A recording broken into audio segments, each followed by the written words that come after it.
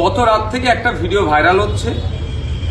সেই ভিডিওটাকে দেখে বলা হচ্ছে যাদবপুর এপিসি কলেজে 148 ভাঙড় বিধানসভা ইভিএম মেশিন নাকি পরিবর্তন করে দেওয়া হচ্ছে, সেখান থেকে সরিয়ে দেওয়া হচ্ছে, এই ধরনের কিছু লিখে ভাইরাল হচ্ছে। আমি সাধারণ মানুষের উদ্দেশ্যে বলবো, আপনারা আতঙ্কিত হবেন না, আমরা আছি, আমরা খামারকে পাহারা দিচ্ছি। বাংলার মানুষকে বলবো, আপনাদের ভয় পাওয়ার কিছু জায়গা নাই, নিশ্চিন্ত থাকুন। আপনাদের যেমন নির্বিঘ্নে ভোট দেওয়ার ব্যবস্থা করা হয়েছে, আপনারা নির্বিঘ্নে ভোট দিয়েছেন, ইভিএম মেশিনের 5 নম্বর বোতামটি খামছেন। আমি অনেক আগে বলেছিলাম যে আমাদের নেতৃত্বরা আছে, অঞ্চলের নেতৃত্বরা আছে, বিধানসভা নেতৃত্বরা আছেন, তারা খামারটা পাহারা দেবে। এখনো আমি যাদবপুরে আছি, এপিসি কলেজে আছি, প্রতিনিয়ত আমি থাকছি, আমাদের নেতৃত্বরা থাকছে, তারা সজাগ পাহারা দিচ্ছে।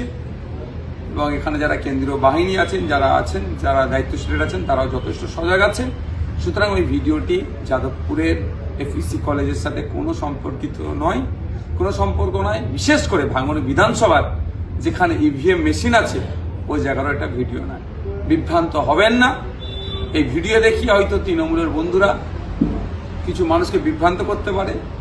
আমরা যতটুকু খবর পাচ্ছি, নাকি কোনো এক রাজনৈতিক দলের এজেন্ট হতে চাইছে না, কাউন্টিং এজেন্ট হতে আসতে চাইছে না, তো তাদের মনোবলকে বাড়ানোর জন্য এই ধরনের গল্প ফাটতে পারে।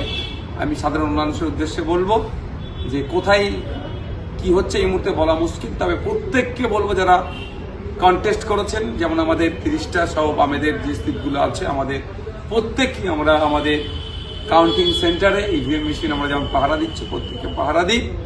কোনো মতেই একটা জনগণের ভোট না লুট হয়। এবং আগামী 4 তারিখ ভাঙড় সহ রাজ্যের দিকে দিকে বাম আইএসএফের শক্তির ব্যাপক উত্থান হবে, সেটা খাতায় কলমে মিলিয়ে নেবেন।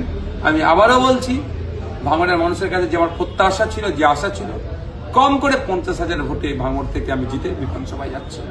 সুতরাং ওই ভিডিও নিয়ে কেউ বিভ্রান্ত হবেন না।